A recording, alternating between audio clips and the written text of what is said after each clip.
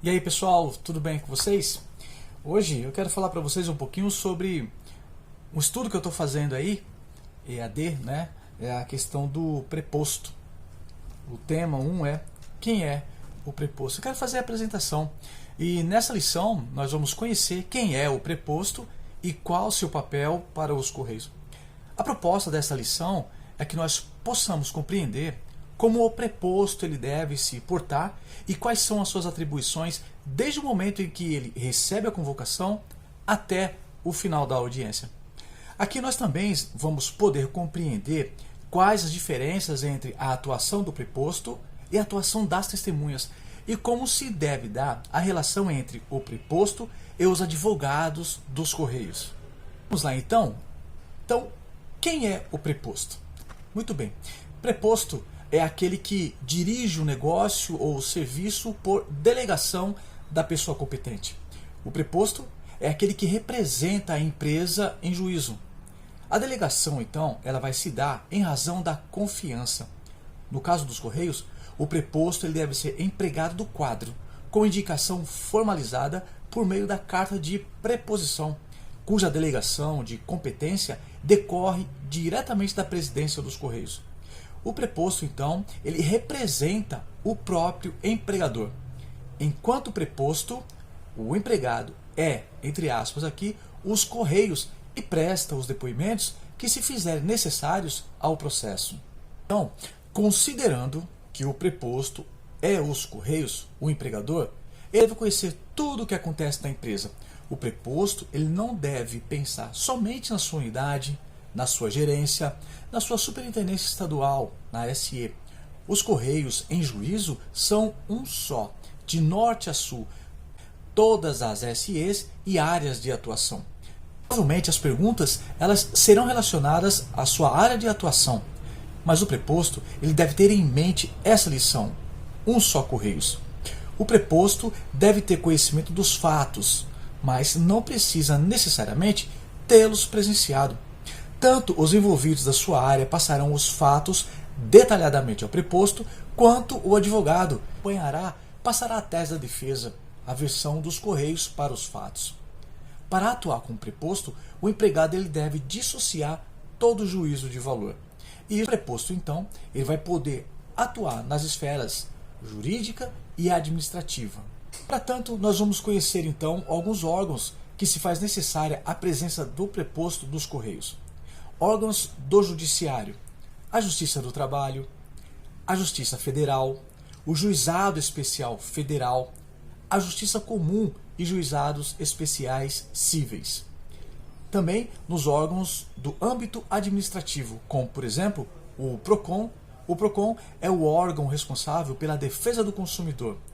Também o Ministério Público Federal, que é o órgão responsável pela fiscalização da legislação federal em defesa do interesse público. Quer algum exemplo? Olha só esse exemplo: acessibilidade às agências, processos disciplinares e etc. Também nós temos aí o Ministério Público do Trabalho, que é o órgão responsável pela fiscalização da legislação trabalhista em defesa do interesse público.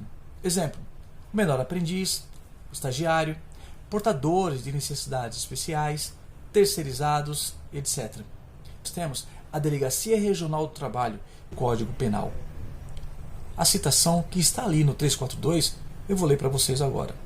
Diz o seguinte: fazer afirmação falsa, ou negar, ou calar a verdade como testemunha, perito, contador, tradutor ou intérprete em processo judicial ou administrativo, inquérito policial ou em juízo arbitral, pena, reclusão de 1 a 3 anos e multa. Assim, a testemunha ela deve se pautar pela verdade dos fatos, dizer ao juiz o que viu ou ouviu. É importante lembrar que as testemunhas elas não podem ter vínculos familiar com o reclamante e é imprescindível que tenham presenciado os fatos. Quando solicitado via e-mail, o preposto e ou o seu gestor eles devem indicar às testemunhas nome completo e lotação para a área jurídica. Se necessário, deve consultar o gestor do reclamante antes da indicação. O gestor do reclamante tanto pode ter conhecimento de testemunhas para indicação dos correios, quanto das que serão levadas pelo reclamante. A testemunha não pode ler documentos, nem ser instruída. O advogado ele vai conversar com a testemunha somente para conhecer e saber o que a testemunha sabe, como ela pode auxiliar no processo, qual é a extensão da prova que temos. Em algumas oportunidades, pode-se verificar que as pessoas indicadas como testemunha não farão prova em juízo. As suas oitivas não vão trazer o resultado almejado. Deve-se evitar a indicação somente testemunha que tenha função de confiança. Posto não pode ser testemunha no mesmo processo, ainda que em audiências diferentes. Tema 4. Relacionamento com advogados dos Correios. O conhecimento dos fatos é cobrado do preposto. Já o advogado deve ter conhecimento da lei. O artigo 23 do Código de Ética da Ordem dos Advogados do Brasil diz, que é proibido ao advogado funcionar no mesmo processo simultaneamente como patrono e preposto do empregador ou cliente. Antes da audiência, o advogado dos Correios tem que prestar assessoria ao preposto, dando-lhes as informações e orientações de como proceder nas audiências de acordo com cada processo. No caso de restar alguma dúvida, o preposto deve solicitar informações complementares ao advogado.